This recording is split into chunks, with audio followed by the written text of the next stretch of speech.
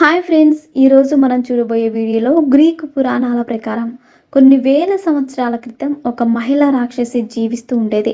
ఆమె తన కళ్ళతో ఎవరిని చూసినా వారు రాయిలాగా మారిపోయేవారు. ఆమె అలా మారడానికి గల కారణాలు ఏమిటో ఈ వీడియోలో తెలుసుకుందాం. మెడుసా పూర్వకాలంలో ఉండే అందమైన అమ్మాయిలలో ఒకరు. ఈమె సముద్ర దేవత యొక్క కుమార్తె. అలాగే మెడుసాకి ఇద్దరు చెల్లెలు కూడా ఉన్నారు. అలాగే ఈమె యతీనా అనే గ్రీకు దేవత భక్తురాలు. అలాగే మెడిసా చాలా అందంగా ఉండడం వల్ల ఆమెను అందరూ ఇష్టపడేవారు. అలాగే ఈమె చిన్నప్పటి నుంచి యతీనా దేవత యొక్క కథలు వింటూ పెరిగింది.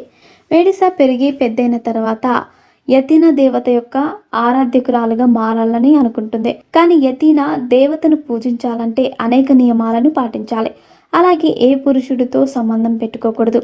వాటిని మెడుసా పాటిస్తూ యతీనా దేవత ఉండే ఆలయంలోనే ప్రతిరోజు ఆమెను పూజిస్తూ ఉండేది.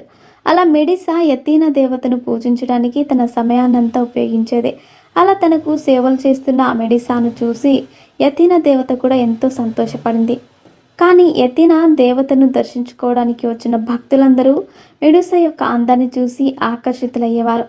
ఆమెను ఎంతగానో పొగిడేవారు. అంతేకాకుండా యతీనా దేవతను పూజించడానికి కాకుండా కేవలం మెడుసాను చూడడానికే భక్తులు ఈ ఆలయానికి వచ్చేవారు.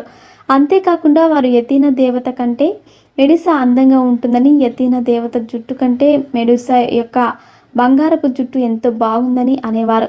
దానితో కోపం వచ్చిన యతీనా దేవత మెడుసాకు ఒక శాపం ఇస్తుంది. అదేంటంటే మెడుసా ఎవరినైతే తన కళ్ళతో చూస్తుందో వారు తాను చూసిన వెంటనే రాయిలాగా మారిపోతారని, అలాగే తన అందమైన జుట్టు పాములాగా మారిపోతుందని శాపం ఇచ్చింది. అలా యతీనా దేవత శాపం ఇచ్చినట్టుగానే మెడుసా మారిపోయింది. అప్పటి నుంచి ఆమె ఎవరిని చూసినా వారు రాయలాగా మారిపోయేవారు. అంతేకాకుండా ఆమె తలలో ఉన్న పాములు ఆమె దగ్గరికి ఎవరైనా వస్తే వారిని కాటేసేవి. ఈ విషయం తెలుసుకున్న చాలామంది రాజులు ఈమెను చంపడానికి చాలా ప్రయత్నాలు చేశారు. కానీ వారందరినీ తప్పించుకొని మెడుసా ఒక గుహలో దాక్కుంది. అలాగే మెడుసా యతీనా దేవత తనకు శాపం ఇచ్చినప్పటికీ ఆమెను పూజిస్తూనే ఉండేది.